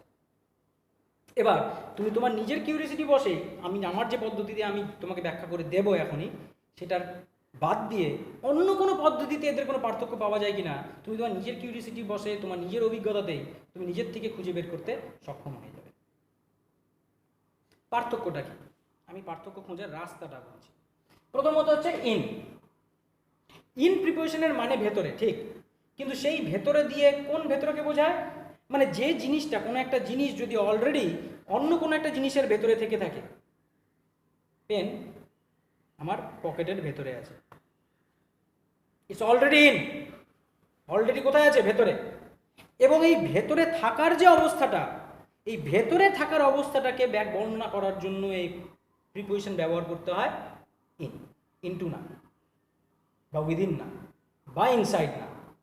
মানে একটা জিনিস কোনো একটা মিডিয়ামের মাধ্যমের ভেতরে থাকা অবস্থাটাকে, মানে ভেতরে গিয়ে সে নড়াচড়া করতে পারে, ভেতরেই সে নড়াচড়া করছে, কিন্তু কোনো মতেই ভেতর থেকে কি করবে না, বাইরে আসবে না, ভেতরেই আছে। এই অর্থটাকে ব্যাখ্যা করার জন্য ভেতরের মধ্যেই জায়গার স্থান পরিবর্তন করতে পারে, কিন্তু ভেতরের থেকে বাইরে বেরোতে পারবে না। এই ধারণাটাকে প্রকাশ করার জন্য আমরা মধ্যে বা ভেতরে বোঝানোর সময় ইন প্রিপোজিশনকে ব্যবহার করি। আশা করি বোঝা যায়। কি বললাম, একটা বস্তু অন্য আরেকটা বস্তুর ভেতরে, তো সেই ক্ষেত্রে আমরা কখনোই সেই ক্ষেত্রে ইনটু বা উইদিন বা ইনসাইড কথাটাকে ব্যবহার করব না। আমরা বোঝাবো তার অবস্থানটাকে বোঝানোর জন্য। কি বোঝানোর জন্য, তার অবস্থান। কিসের অবস্থান, যে জিনিসটা ভেতরে আছে সেই জিনিসটার অবস্থান বোঝানোর জন্য। অবস্থানটা কোথায়, ভেতরে। কেন, সেই জাতীয় ভেতরে বোঝানোর জন্য আমরা ইনকে ব্যবহার করব। কেন, কারণ এই ইনটার মধ্যে তার অবস্থানটা ভেতরে বোঝাচ্ছে, সে কোনো মতেই ভেতর থেকে কি করেনি, বাইরে আসে, তার অবস্থান, তার মিডিয়ামটার কোনো চেঞ্জ হয়নি। কিন্তু ইনটুর ক্ষেত্রে কথাটা চেঞ্জ হয়ে যাবে। ইনটু মানেও ভেতরে, কিন্তু কেমন ভেতরে, সেটা অলরেডি ভেতরে আছে তা না। তাহলে পরে কিভাবে ভেতরে, কোনো একটা জিনিস বাইরে আছে, সেটাকে আমি বাইরের মিডিয়াম থেকে বাইরের মাধ্যম থেকে ভেতরের মিডিয়ামে আমি কি করছি, ঢোকাচ্ছি। তাহলে আমি এটাকে ভেতরে ঢোকাচ্ছি। এই যে ভেতরে একটা মিডিয়াম থেকে আরেকটা মিডিয়ামে যাচ্ছে, এই ভেতরেটাকে বোঝানোর জন্য আমরা ব্যবহার করি ইনটু। তাহলে এই ক্ষেত্রে মিডিয়ামের কোনো চেঞ্জ হবে না, মানে মিডিয়ামের মধ্যে সে যেন স্থিতিশীল অবস্থায় থাকবে। হ্যাঁ, মিডিয়ামটার ভেতরে নড়াচড়া করতে পারে, স্থিতিশীল মানে স্থির হয়ে থাকতে হবে তা না। কোনো একটা পেন ড্রয়ারের ভেতরে আছে, তার মানে ড্রয়ারের থেকে বাইরে বেরোয়নি, তার ভেতরে আছে, কিন্তু ভেতরে তো নড়াচড়া করতেই পারে। তাহলে মিডিয়ামটার কোনো চেঞ্জ নেই, মিডিয়ামটা স্থির। কিন্তু ইনটু তখনই ব্যবহার করব যখন একটা মিডিয়াম থেকে আরেকটা মিডিয়ামের ভেতরে কি করব, প্রবেশ করা। যে কারণে আমরা যখন বলি the boy is swimming dash the river, সেক্ষেত্রে আমরা বলি ইন দ্য রিভার। কেন? সে নদীর মধ্যেই আছে, নদীর সারফেস লেভেলে আসে, গভীরতায় যায়, সে নদীর জলের মধ্যেই কী করে আছে, সাঁতার কেটে যাচ্ছে। তা জলের মধ্যেই আছে, জলের থেকে বাইরে বা ডাঙায় বা জলে হাওয়ায় আসেনি। কিন্তু যদি বলি the boy is jumping dash the river, তাহলে সেই ক্ষেত্রে এই প্রিপোজিশনটার জায়গাটাতে আমি ইন ব্যবহার করতে পারবো না, ইন দ্য রিভার বলবো না, তখন বলবো ইনটু দ্য রিভার। কেন? কারণ জাম্প করছে যেহেতু, তার মানে সে জলের মধ্যে নেই, সে কোথায় আছে, ডাঙায় আছে। এবার ডাঙার থেকে সে কোথায় ঢুকতেছে, জলে, মানে তার মিডিয়ামটা কি হয়েছে, চেঞ্জ হয়েছে। এই মিডিয়াম চেঞ্জ হওয়ার কারণে আমরা কি ব্যবহার করলাম, ইনটুকে ব্যবহার। এবার আসি উইদিন। উইদিন কি? উইদিন হচ্ছে এটা একটা বাড়ি, এখানে আমার বাড়ির দরজা, এটা খোলাই রাখে, এখানে আমার বাড়ির দরজা, আমি যতক্ষণ পর্যন্ত এখানে দাঁড়িয়ে আছি, মানে এক পা বাইরে এক পা ভেতরে, ততক্ষণ পর্যন্ত আমি কিন্তু ভেতরে ঢুকিনি। ঢুকিছি কি? I have not entered. এক পা বাইরে আছে, এক পা ভেতরে আছে, এক পা ভেতরে এক পা বাইরে। যেই আমার বাইরের পাটাকে আমি উপরে তুলে নিলাম, বাইরের পাটাকে উপরে তুলে নিয়েছি, অর্থাৎ আমি ভেতরে ঢুকে গেছি, আই এম অলরেডি ইন, তাই না? আমি অলরেডি কোথায় যাচ্ছি, ভিতরে চলে আসছি। এবার আমি এই জায়গাটার থেকে, এই যে আমি ভেতরে দাঁড়িয়ে আছি, এই জায়গার থেকে আমি আরো কি করা শুরু করলাম, আরো এগোনো শুরু করলাম।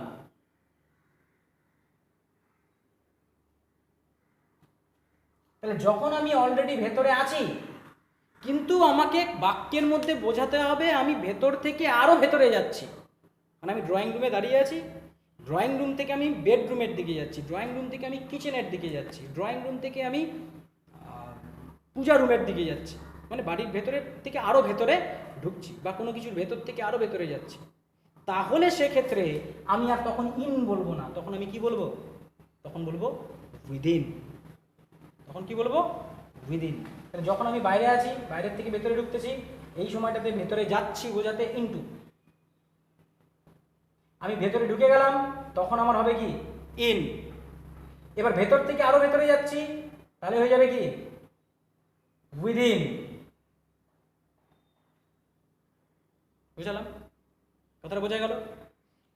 আর লাস্টের যে ইনসাইড, সেই ইনসাইড হচ্ছে যে জিনিসটার ভেতরে ঢুকলাম, সেই জিনিসটার দিকটাকে বোঝাবে ইনসাইড। আগেরটাতে ইনটাতে কি ছিল, যে জিনিসটা ঢুকলো সেই জিনিসটা কোথায়, ইন। পেন পকেট, পেনটা কোথায়, ইন, ইন দ্য পকেট। তাহলে ইন দিয়ে পেনের অবস্থান বোঝাচ্ছে, কিন্তু পেনটা কার ভেতরে আছে, পকেটে। তাহলে যে জিনিসের ভেতরে আছে, তাহলে সেই ক্ষেত্রে জিনিসটার কোন দিকে আছে বোঝানোর জন্য আমরা বলবো কি, inside. The pen is inside the pocket. তাহলে ইনসাইডটা কোয়ালিফাই করবে পকেটকে, আর ইন মডিফাই করবে বা কোয়ালিফাই করবে পেনকে। পেনের অবস্থান বোঝাবে ইন দিয়ে, আর যে জিনিসের ভেতরে আছে তার দিক বুঝাবে ইনসাইড। সবকটাই ভেতরে, সবকটাই মধ্যে। তাহলে পেন যে জিনিসটা ভেতরে যাচ্ছে তার অবস্থানের মিডিয়াম চেঞ্জ হবে না, এবং তার অবস্থানটা বোঝাবে ইন। পেনের অবস্থান, পেন আর পকেটের উদাহরণ দিয়ে বলছি। যখন পেনটা, তো সেক্ষেত্রে ইন, তার অবস্থান বোঝাচ্ছে। যখন পেনটা বাইরের থেকে ভেতরে ঢুকছে, সেই মুহূর্তটাতে বাইরের থেকে ভেতরে ঢুকছে, মিডিয়াম চেঞ্জ হচ্ছে, দেন ইটস ইনটু। যেই আমি ভেতরে ঢুকে গেল, সম্পূর্ণ ঢুকে গেছে, এবার আমি পেনটাকে কি করছি, আরো ভেতরে কি করছি, প্রবেশ করাচ্ছি। That is within, within the pocket, তাই তো? আর যখন আমি ইনসাইড ব্যবহার করব, তার মানেটা দাঁড়াবে পেনটা পকেটের কোন দিকে আছে, পকেটের ভেতরের দিকে আছে। তাহলে ইনসাইড দিয়ে যার ভেতরে আছে তার দিককে ব্যাখ্যা করবে, ইন দিয়ে যেটা ভেতরে ঢুকছে সেটার অবস্থান ব্যাখ্যা করবে, উইদিন দিয়ে ভেতর থেকে আরো ভেতরে যাওয়া ব্যাখ্যা করবে, আর ইনটু দিয়ে কোনো একটা মাধ্যম থেকে অন্য একটা মাধ্যমের ভেতরে যাওয়া ব্যাখ্যা করবে। এই চারটা সামান্য সামান্য পার্থক্যের কারণে বিভিন্ন বাক্যের মধ্যে বিভিন্ন রকমভাবে মধ্যে বা ভেতরে মানেটাকে আমরা কি করি, এক্সপ্রেস করি এই চারটা প্রিপারেশনের মধ্যে দিয়ে, ইন, ইনটু, উইদিন আর ইনসাইড। আশা করি আমার কথাটা বোঝা গেছে। চলে যাচ্ছি নেক্সট প্রিপোজিশন, সেটা কি, অন। ওভার, অ্যাবাভ, আপ,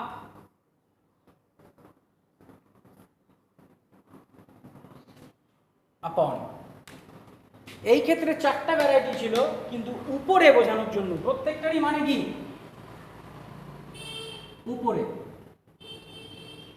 উপরে বা উপরে যেটাই বলি না কেন উপরেটাই ব্যবহার করা হয়। তাহলে ওপরে বা উপরে এই মানেটাকে বোঝানোর জন্য আমরা 5টা ইংরেজিতে প্রিপোজিশনের ব্যবহার করি, আর প্রত্যেকটারই মানে হচ্ছে ওপরে। নিশ্চয়ই কোনো পার্থক্য আছে, সেই পার্থক্যগুলোর কারণেই আমরা বিভিন্ন বাক্যে বিভিন্ন রকমভাবে এদেরকে ব্যবহার করি। পার্থক্যগুলো কি? পার্থক্যগুলো হচ্ছে, প্রথম ক্ষেত্রে অন কখন বলবো? যখন ওপরে মানে কোনো একটা জিনিস অন্য একটা জিনিসের কি থাকবে, ওপরে থাকবে। যখন যে জিনিসটা উপরে আছে সেই জিনিসটার সাথে যার উপরে আছে সেইটার মধ্যে একটা স্পর্শ থাকবে, টাচ থাকবে, তখন ব্যবহার হবে অন। যেমন my hand is on my head, আমার মাথার উপরে আমার হাত আছে, টাচ আছে, টাচ, টাচ ইজ দেয়ার। সোজা। ওভার আর অ্যাবাভ এই দুটোর ক্ষেত্রে এই টাচটা হারিয়ে যাবে, এখন কিন্তু আর অন বলতে পারবো না। My hand is not on my head, কি বলতে হবে? My hand is over my head অথবা অ্যাবাভ মাই হেড। এই অ্যাবাভ আর ওভারের ক্ষেত্রে দুটোতেই স্পর্শ থাকবে না, তাহলে আবার তো মিনিং এক হয়ে গেল। পার্থক্য করবো কীভাবে? পার্থক্য তো আছে। কমন ইংলিশে মিনিং এক হওয়ার কারণে যে কোনো একটাকে যে কোনো জায়গায় বসানো যায়, কিন্তু বেশি মাত্রায় কমনলি অ্যাবাভের চাইতে ওভারের ব্যবহারটা বেশি পাওয়া যায়, অনেক বেশি। এক্ষেত্রে জেনারেলি ওভার আমরা তখন ব্যবহার করি যখন কোনো একটা জিনিস আরেকটা জিনিসের ওপরে আছে বোঝানোর সময় যে জিনিসটা ওপরে আছে তার বিস্তৃতি যদি খুব বেশি না হয়, অর্থাৎ তাকে একটা পয়েন্ট হিসেবে আমি কী করতে পারি, বিচার করতে পারি। এই যে পেনটা আমার মাথার উপরে আছে, একটা পয়েন্ট আছে, তাই না? এবং এই পয়েন্টটার এই উচ্চতা বিচার করার জন্য আমরা এই উচ্চতাটাকে কেমনভাবে মাপবো?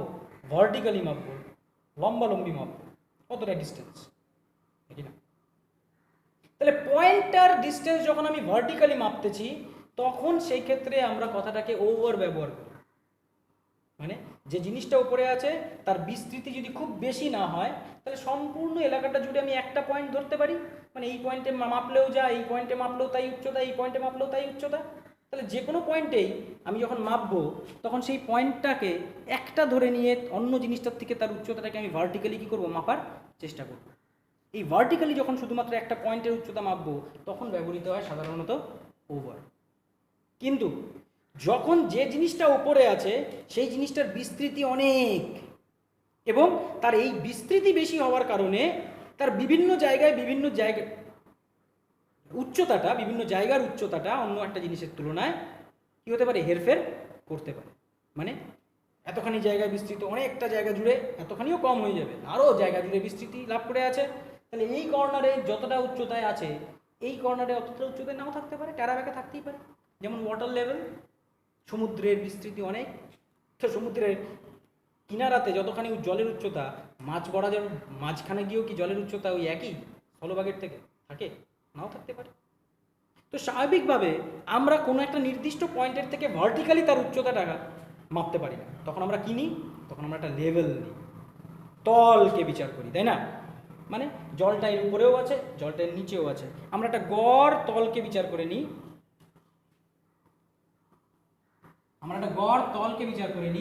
যে মোটামুটি জলটা এতটা হাইটে আছে, ঢেউয়ের কারণে কোথাও উঁচু কোথাও নিচু, তো মোটামুটি অ্যাভারেজ হাইট কোথায় ধরলাম এখানে।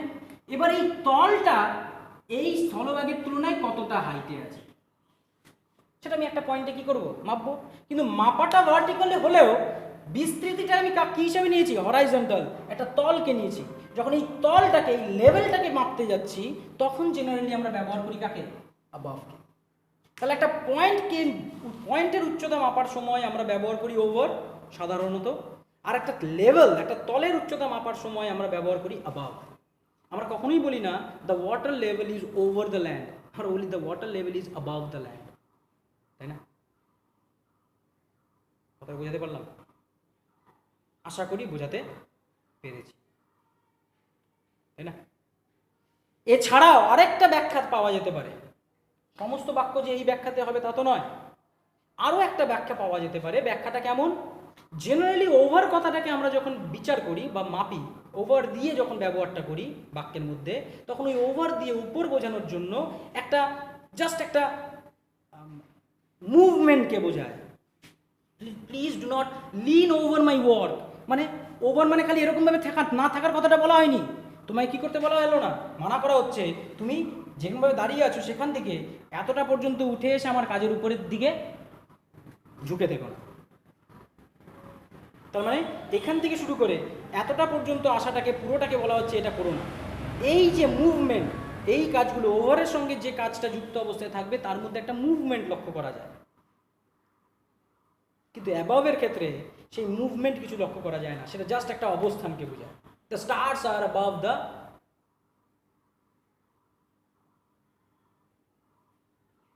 অ্যাটমসফিয়ার।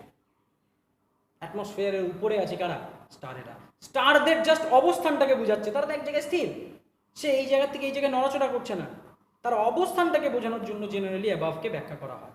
এবার কেউ যদি এই অবস্থান আর মুভমেন্ট দিয়ে বিচারটাকে বুঝতে সুবিধা হয়, সে সেই হিসেবে পার্থক্য তৈরি করো। আর যদি কারোর এই লেভেল বা এই ভার্টিক্যালি বিচার করতে সুবিধা হয় বা পয়েন্ট অফ এরিয়াকে নিয়ে বিচার করতে সুবিধা হয়, সেরকমভাবে বিচার করো। যেরকমভাবে বিচার করো না কেন, এদের দুজনের মধ্যে তোমার উদ্দেশ্যটা হচ্ছে একটা পার্থক্য তৈরি করে মাথার মধ্যে ঢুকিয়ে নেওয়া যে একে আমি সব জায়গায় ব্যবহার করতে সমস্ত জায়গায় পারবো না। মানে যেখানে ওভার ব্যবহার হবে সেখানেই অ্যাবাভ ব্যবহার হবে, যেখানে অ্যাবাভ ব্যবহার হবে সেখানেও ওভার ব্যবহৃত হবে, এরকম কোনো ঘটনা থাকবে। ব্যতিক্রম হতে পারে, সেটা আলাদা। তাহলে অন মানে স্পর্শ থাকবে, অ্যাবাভ ওভারের মধ্যে কোনো স্পর্শ নেই।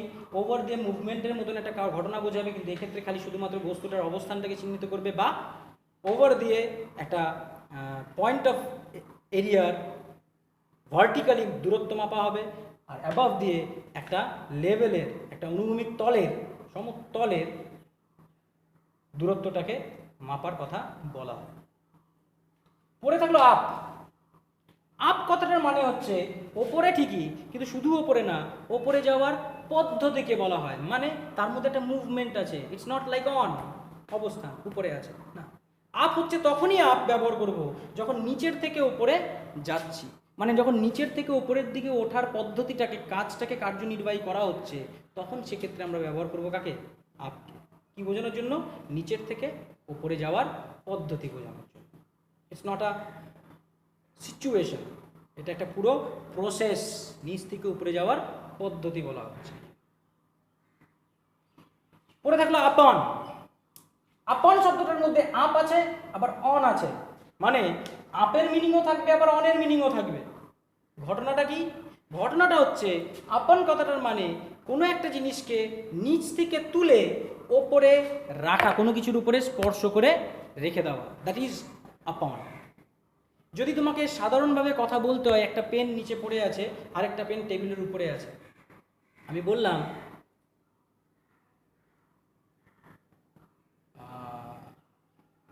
Keep the pen upon the table, পেনটাকে টেবিলের উপরে রাখো। যেই আমি আপন কথাটাকে যুক্ত করলাম, বা get me the pen upon, keep the pen upon the table, পেনটাকে টেবিলের উপরে রাখো।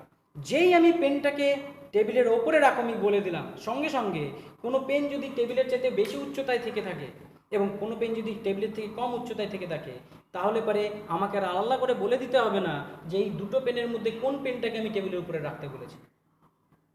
একটা পেন টেবিলের চাইতে হাইটে, বেশি হাইটে রাখা আছে, এই হাইটে টেবিল আছে, এই আমার টেবিল, এখানে একটা আমার বুক শেলফ আছে, একটা পেন এখানে রাখা আছে, একটা পেন নিচে পড়ে আছে। আমি কি বললাম? Keep the pen upon the table. যেই বললাম, সঙ্গে সঙ্গে আমাকে আর আলাদা করে বলতে হবে না আমি এই পেনটাকে না রাখবো না এই পেনটাকে রাখবো, কারণ দুটোর মধ্যে কোনোটাই তো টেবিলের উপরে নেই। টেবিলের উপরে তো এটা টেবিলের চাইতে বেশি উচ্চতায় আছে, এটা টেবিলের চাইতে নিচে আছে। যেহেতু আপন ব্যবহার করছি, আর আপন কথাটার মানে নিচের থেকে তুলে উপরে রাখো, তাহলে স্বাভাবিকভাবে আলাদা করে না বলে থাকলেও কোন পেনটাকে তোলার কথা বলা হয়েছে, আমি বুঝে যাবো যে আমাকে নিচে পড়ে থাকা পেনটাকে নিচের থেকে তুলে নিয়ে কোথায় রাখতে বলা হয়েছে? টেবিলের উপরে রাখতে বলা হয়েছে। তাহলে আমি আপন কথাটাকে ব্যবহার করার মধ্যে দিয়ে বুঝিয়ে দিতে পারি পার্টিকুলারলি কোন পেনটাকে আমি নিচ থেকে তুলে উপরে রাখতে বলছি। যেটা নিচে আছে সেটাকে তুলে রাখতে বলবো, যেটা উপরে আছে ওটাকে কি বলবো? নিচ থেকে তুলে উপরে রাখো, তো উপরেই আছে। তাহলে আমি বলবো bring the pen down on the table, তাই তো বলতে হবে। তাহলে upon, keep that pen upon the table যদি বলি, তাহলে সেক্ষেত্রে নিচ থেকে তুলে উপরে রাখার কথা বলা হচ্ছে। কিন্তু যদি বলি keep the pen on the table, এই পরিস্থিতিতে যদি বলি keep the pen on the table, তাহলে পরে তো পেনটাকে টেবিলের উপরে রাখো, তখন আমাকে কোয়েশ্চেন করতে হবে উইচ পেন স্যার বা madam, the pen in the bookshelf আর the pen on the floor. কারণ যে কোনো একটা পেনকে আমি নিয়ে টেবিলের উপরে রাখতেই পারি। তাহলে অন বললে পরে বোঝা যাবে না যে কোন পেনটা, কিন্তু আপন বললে পরে ফিক্সড হয়ে গেল যে ওটা নিশ্চয়ই নিচের পেনটা, কারণ আপন মানে হচ্ছে নিচ থেকে তুলে উপরে রাখো, আর নিচে পড়ে আছে একটাই পেন, সেটা যেটা ফ্লোরের উপরে পড়ে আছে।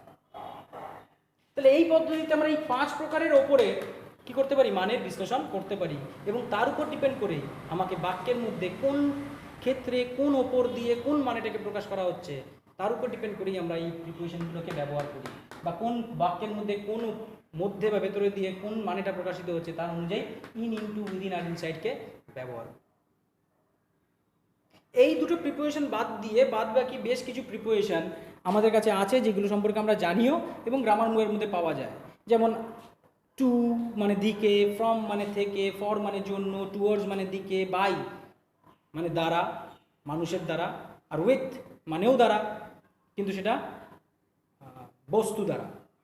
কিন্তু যখন উইথ কথাটা মানে সঙ্গে, তখন সেটা মানুষের ক্ষেত্রে প্রযোজ্য, কিন্তু যখন সেটার মানেটা দ্বারা, তখন সেটা বস্তুর ক্ষেত্রে প্রযোজ্য। এভাবে বিভিন্ন প্রিপোজিশনের কি দেওয়া আছে, লিস্ট দেওয়া আছে আমাদের বইয়ের মধ্যে উইথ মিনিংস এবং তাদের ইউজ।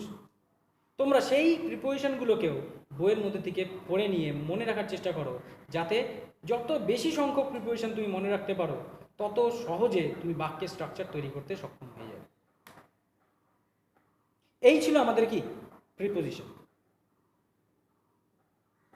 আশা করি এই প্রিপোজিশনের যে আলোচনা, মূল আলোচনা, যে প্রিপোজিশন কাকে বলে, তার কাজ কি, সে বাক্যে কোথায় বসে, এবং এই দুটো পার্টে প্রিপোজিশন দুটোর মানেগুলো কিভাবে আলাদা, এটা ছাড়া প্রিপোজিশনের বিভিন্ন প্রিপোজিশনের মানে সহকারে তোমাকে জানা, এইটুকু হচ্ছে প্রিপোজিশনের টপিক, যেটা আমাদের আলোচনার মধ্যে থাকবে ইংরেজি বাক্য গঠন করার সময় যাদের আমাদের প্রয়োজন পড়বে। কারণ এটা যদি জানা না থাকে প্রিপোজিশনের মানেগুলোকে, তাহলে প্রিপোজিশনাল অবজেক্ট, আগের দিনের ভিডিওতে যে প্রিপোজিশনাল অবজেক্ট বা অ্যাডভার্বিয়াল ফ্রেজের কথা বলছি, সেটার বসানোর সময় ওই কোন ক্ষেত্রে কোন প্রিপোজিশন বসবে, মানেটা, এই মানের প্রিপোজিশনের ইংলিশটা কি, সেটা খুঁজে বের করা কিন্তু অন দ্য স্টেজ, মানে পরীক্ষার হলে বসে বের করা সম্ভব না, বাড়িতে বই না দেখে বের করা সম্ভব না যদি তোমার মনে না থাকে।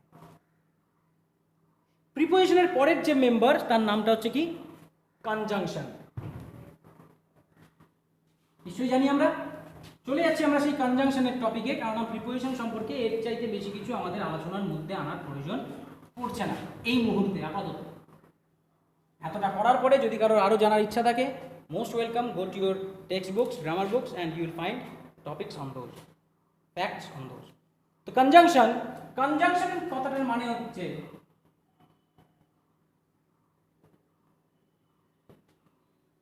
যুক্ত করা। একটা জিনিসের সাথে আরেকটা জিনিসকে আমি যখন যুক্ত করব, তখন যে শব্দ দিয়ে আমরা ওই দুটো জিনিসকে যুক্ত করছি, সেটাকে ইংরেজি ল্যাঙ্গুয়েজের ভাষায় বলা হয় কনজাংশন। এগুলো আবার খুব সোজা ছোট ছোট জিনিস, অল্প কিছুক্ষণের মধ্যে শেষ হয়ে যাবে। তো দুটো বস্তুকে জোড়া লাগাবে ঠিকই কনজাংশন, কিন্তু অঙ্কের ক্ষেত্রে তোমার যদি বলা হয় যে আমার কাছে দুটো ভেড়া আর দুটো গরু আছে, তাহলে আমার কাছে কটা আছে? আমরা কিন্তু কেউ বলবো না আমার কাছে 4টা গরু আর ভেড়া আছে। আমরা কি বলবো? দুটো গরু আর দুটো ভেড়া আছে। অথবা গরু আর ভেড়াকে দুটোকেই একটা প্রজাতির মধ্যে নিয়ে আসবো, অর্থাৎ গরুও প্রাণী, ভেড়াও প্রাণী, তাহলে বলতে পারি দুটোই যেহেতু প্রাণী, এবার প্রাণীকে আমি কি করে দিতে পারি, অ্যাড করে দিয়ে বলতে পারি আমার কাছে 4টা প্রাণী আছে। এটা ছোটোবেলার আমাদের ধারণা দেওয়া হয় অঙ্কের ক্ষেত্রে। কিন্তু যতক্ষণ পর্যন্ত দুটো আলাদা আলাদা জিনিস, সেই দুটো আলাদা জিনিসকে আমি কখনোই কী করতে পারবো না, যোগ করতে পারবো। ঠিক একই রকমভাবে কনজাংশনের ক্ষেত্রে মনে রাখা প্রয়োজন, কনজাংশন ওয়ার্ডের সঙ্গে ওয়ার্ডকে জোড়া লাগায়, আর একটা সেন্টেন্সের সাথে সেন্টেন্সকে জোড়া লাগায়। একটা ওয়ার্ডের সাথে একটা ওয়ার্ডকে জোড়া লাগায়, আর একটা সেন্টেন্সের সাথে আর একটা সেন্টেন্সকে জোড়া লাগায়, একটা কনজাংশন। এই কনজাংশনও আবার অনেক ধরনের হয়, সেই ধরনগুলো আমাদের দরকার নেই। আমরা শুধুমাত্র কনজাংশন বলতে 3টা শব্দকে মনে রাখবো, যেটা পিওরলি কনজাংশন হিসেবেই পরিচিত। 3টে শব্দ তোমরা সবাই জানো, সেটা কি কি? অ্যান্ড, বাট আর অর।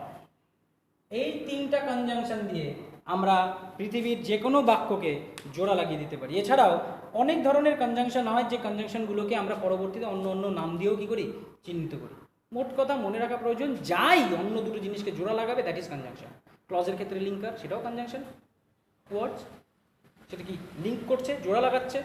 তো দেয়ারফোর পিওরলি কনজাংশন বলতে যেটাকে বোঝায় সেটা হচ্ছে অ্যান্ড, বাট, আর, অর। এছাড়াও আর একটা কনজাংশন আছে যেটার নাম হচ্ছে because.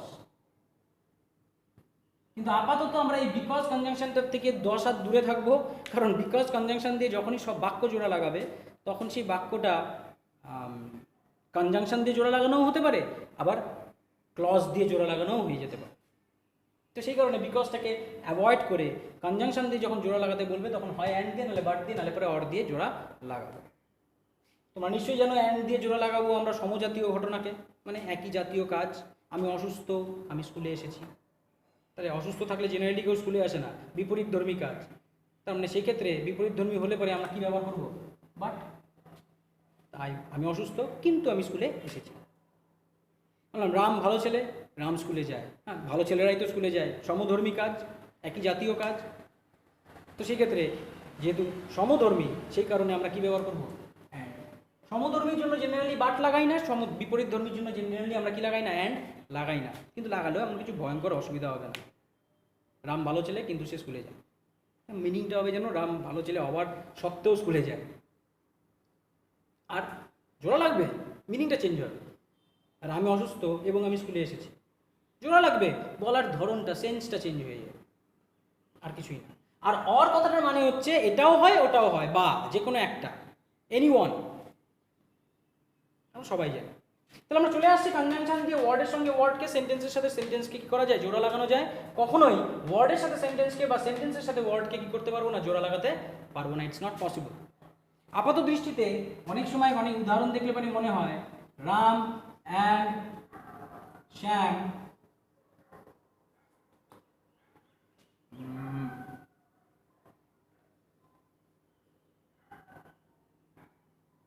goes to school. Goes লিখলাম, go to school. Ram and Shyam go to school, goes হবেও না। Ram and Shyam go to school, এই কথাটার মধ্যে মনে হচ্ছে যেন শ্যাম গো টু স্কুলের সঙ্গে রামকে অ্যান্ড দিয়ে কী করা হয়েছে, জোড়া লাগানো হয়েছে। কিন্তু ঘটনাটা আসলে এরকম না। আসলে ঘটনাটা কি, আসলে ঘটনাটা হচ্ছে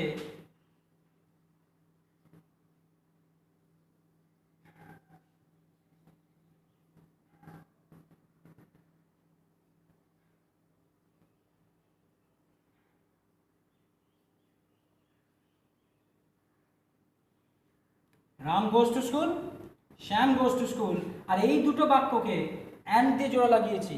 এই দুটো বাক্যকে অ্যান্ড দিয়ে জোড়া লাগানোর পরে এই অংশটা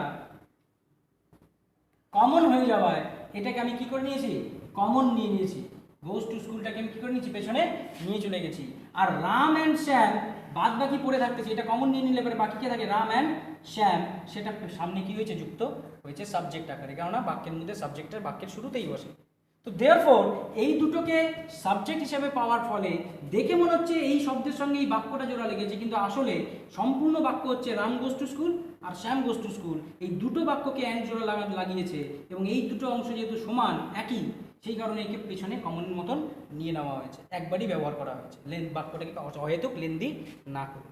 আর এই দুটোকে যখনই আমি সাবজেক্টের ঘরে বসালাম, আমাদের জেনারেল রুলের কথা বলছি, আমি এর ভেতরকার কোনো কথা কিন্তু আলোচনার মধ্যে আনছি না, সাবজেক্ট ভার্ব এগ্রিমেন্টের কথা আনছি না, আমি সেটা বাদ দিয়ে জাস্ট আইডিয়া দেওয়ার জন্য, প্রিলিমিনারি স্টেজের আইডিয়া দেওয়ার জন্য।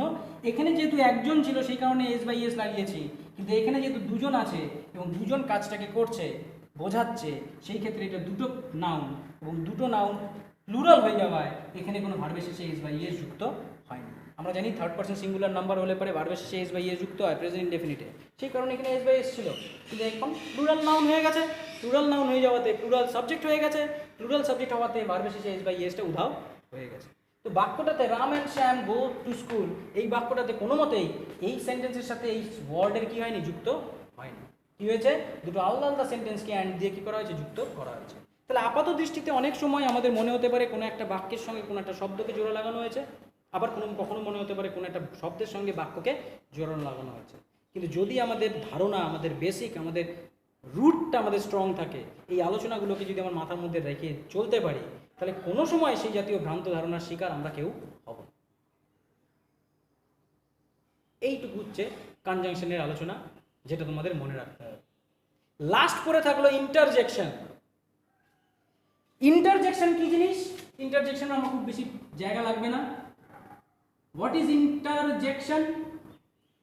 ইন্টারজেকশন হচ্ছে সেই সমস্ত শব্দ যে শব্দগুলোর নিজস্ব কোনো মানে নেই, তাদের নিজের কোনো মানে নেই, কিন্তু নিজের মানে না থাকলেও তারা যখনই বাক্যে ব্যবহৃত হবে তখনই একটা বিশেষ মনের অনুভূতিকে প্রকাশ করবে, তাদের উচ্চারণ হওয়ার ভঙ্গিমার উপর ডিপেন্ড করে।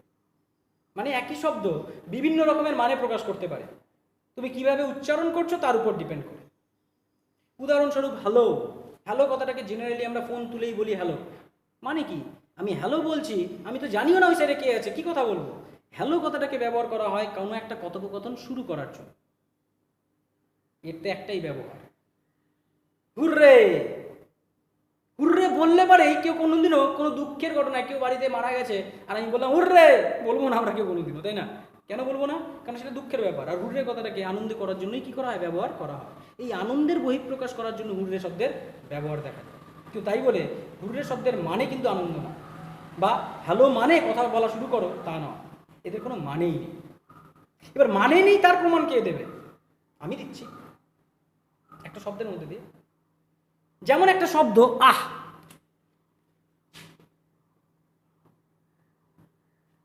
AH, আহ, এই যে শব্দটা, এই শব্দটার যদি নিজস্ব একটা মানে থেকে থাকে, যেমন হ্যালোর একটা ব্যবহার, একটাই ব্যবহার কথোপকথন শুরু করা, হুররের একটাই ব্যবহার মনের আনন্দকে প্রকাশ করা, আলাস একটাই ব্যবহার মনের দুঃখটাকে প্রকাশ করা, হায় দুঃখটাকে প্রকাশ করা, যেরকম একটা করে মানে বা একটা করে অনুভূতির প্রকাশ, তো মনে হতেই পারে এদের মানেটাও তাই।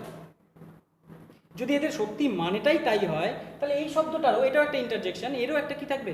একটাই ব্যবহার হবে এবং তার মানে একটা নির্দিষ্ট থাকবে। কিন্তু দেখো, বলার ধরনের উপর ডিপেন্ড করে তোমরা এই মানেগুলো চেঞ্জ করে দেবে বা এদের মিনিংটা চেঞ্জ করে দেবে। প্রথমে বললাম আমাকে পড়াতে পড়াতে গলা শুকিয়ে গেছে, আমাকে চা এনে দিয়েছে কেউ, তো চা এনে দেওয়াতে চা পান করলাম, পান করে বললাম আহ, কি অনুভূতি? আরাম, তাই না? যা, গলাটা একটু কি পেলো? আরাম পেলো। তাহলে এই আরামদায়ক অনুভূতি প্রকাশিত হলো আহ বলার মধ্যে দিয়ে। আহ বলার ধরন খেয়াল করো। এবার আমি কোনো এক জায়গায় চলতে চলতে হঠাৎ করে পায়ের মধ্যে খুব জোরে একটা গুঁতো গেলাম, গুঁতো খাওয়ার সাথে সাথে কি বেরোবে? আহ, তাই তো বেরোয়। সে তো এই আহ, একই তো উচ্চারণ, খালি বলার উচ্চারণ করার ভঙ্গিমাটা আলাদা, আর সাথে সাথে তোমরা বুঝে গেছো যে আমার কি লেগেছে? ব্যথা লেগেছে, সেই কারণে আমি কি করছি? আহ করছি। এবার আমি পড়াতে পড়াতে হঠাৎ করে বললাম আহ, তার মানেটা কি? আমি বিরক্তি বোধ করছি, সামনে হয়তো কেউ কথা বলছে, কেউ গল্প করছে, কেউ অন্যদিকে তাকিয়ে আছে, অন্যমনস্ক আছে, আমি বিরক্ত হয়ে গেছি, সেই কারণে আহ বলেই আমার বিরক্তিটাকে বহিঃপ্রকাশ করলাম। তাহলে একই শব্দ আহ, এই শব্দটার কখনো আরাম করার জন্য ব্যবহৃত হচ্ছে, কখনো ব্যথা লাগার কষ্ট বোঝানোর জন্য ব্যবহৃত হচ্ছে, কখনো বা বিরক্তি বোঝানোর জন্য ব্যবহৃত হচ্ছে। তার মানে এর নিজস্ব কোনো মানে নেই। চেঞ্জ হচ্ছে কিভাবে? মানসিকতাটা বলার ধরনের উপর ডিপেন্ড করে। তো সেই কারণে ইন্টারজেকশনকে বলা হয় এমন শব্দ যে শব্দগুলোর নিজস্ব কোনো মানে থাকে না, কিন্তু এরা যখনই বাক্যে বসবে, বাক্যের মধ্যে বলার ভঙ্গিমার উপর ডিপেন্ড করে এদের মানেগুলো কী হতে থাকবে? চেঞ্জ হতে থাকবে। মানে অর্থাৎ মনের অনুভূতির যে বহিঃপ্রকাশ করার ক্ষমতা, সেই ক্ষমতাটা চেঞ্জ হতে থাকবে। কিছু কিছু ইন্টারজেকশন আছে যাদের একটা ক্ষেত্রেই ব্যবহার করা হয়, কিছু কিছু ইন্টারজেকশন আছে যাদের অনেক ক্ষেত্রে ব্যবহার করা হয়। একটা ক্ষেত্রে ব্যবহার করা হয় হ্যালো, আলাস, হুররে, অনেক ক্ষেত্রে ব্যবহার করা হয় উদাহরণ, আহ, আছে, এরকম আরও আছে। এই হলো আমাদের টোটাল পার্টস অফ স্পিচের আলোচনার বিষয়বস্তু। যে পার্টস অফ স্পিচের জন্য যতটুকু আলোচনা আমি এখানে করলাম, আমাদের এই ভিডিওর মধ্যে আলোচিত বিষয়গুলোকে সম্পূর্ণ 100% খেয়াল রেখে যদি তুমি পরবর্তী কাজগুলো করা শুরু করতে পারো, যেটা আমি করতে যাচ্ছি, তাহলে পরে ওই কাজগুলো করার সময় বিষয়গুলোকে মুখস্থ না করে বুঝে বুঝে খুব সহজে তোমরা কাজগুলোকে নিজের থেকে করতে পারো। কিন্তু তার আগে প্রোভাইডেড একটাই শর্ত, যে যে কাজগুলো করার কথা বলা হয়েছে এক নম্বর ভার্ব ফর্ম মুখস্থ, আর 2 নম্বর যে আলোচনাগুলো বেসিক আলোচনাগুলো আমরা করছি সেই বেসিক আলোচনাগুলো মাথার মধ্যে রাখা। বেসিক আলোচনার মধ্যে একটাই আলোচনা হয়েছে, সেটা হচ্ছে parts of speech English basics বলে, খেয়াল করবে ন্যারেশন চেঞ্জ কিন্তু আমি বেসিক্স বলিনি, বেসিক্স বলে বলছি ইংলিশ পার্টস অফ স্পিচকে। এর সাথে আরেকটা ভিডিও যাবে টেন্সের, যেটা এখন হবে না, যেটা কয়েকদিন পরে হবে, কিন্তু আশা করি তোমরা টেন্স সম্পর্কে মোটামুটি অবগত। তো এই টেন্স আর পার্টস অফ স্পিচের এই বেসিক্স জ্ঞানটা যার খুব ভালো মতন বোঝা থাকবে, বিষয়গুলোকে ক্ল্যারিটির সঙ্গে আইডিয়া করা থাকবে, এবং যার ভার্ব ফর্ম টোটাল ঝরঝরা মুখস্থ থাকবে 5টাই, present, past, past participle, present participle এবং অরিজিনাল ফর্ম, কোনটা কোন ভার্বের অরিজিনাল ফর্ম, তারা আমার পদ্ধতিতে এগোতে থাকলে পরে নিজের দক্ষতায় যে কোনো ইংরেজির প্রবলেম সলভ করার মতন জায়গায় পৌঁছে যাবে। হ্যাঁ, সেন্টেন্স কনস্ট্রাকশনের ক্ষেত্রে একেবারে সহজ সরল সেন্টেন্স, সিম্পল সেন্টেন্স, পরবর্তীতে নিজের দক্ষতা প্র্যাকটিসের মাধ্যমে তুমি আরও জটিল সেন্টেন্সও তৈরি করতে পারবে। তো আজকের ভিডিওটা এই পর্যন্তই থাকতেই হবে, কারণ আমাদের টপিক শেষ হয়ে গেছে। আমরা আবার নেক্সট গ্রামার পোর্শনের ভিডিও নিয়ে কিছুদিনের মধ্যে আসবো, কিন্তু এবার গ্রামার পোর্শনের যে ভিডিওটা আসবে সেই ভিডিওটা বেশ কিছুদিনের গ্যাপিংয়ে আসবে। তার আগে পর্যন্ত তোমাদের টাইম দেওয়া হচ্ছে এই পোর্শনটাকে খুব ভালো মতন চর্চা করে। থ্যাংক ইউ ভেরি মাচ 1 ঘন্টা ধরে আমার সাথে থাকার জন্য, 1 ঘন্টার বেশি সময় ধরে থাকার জন্য। Stay safe, stay at home.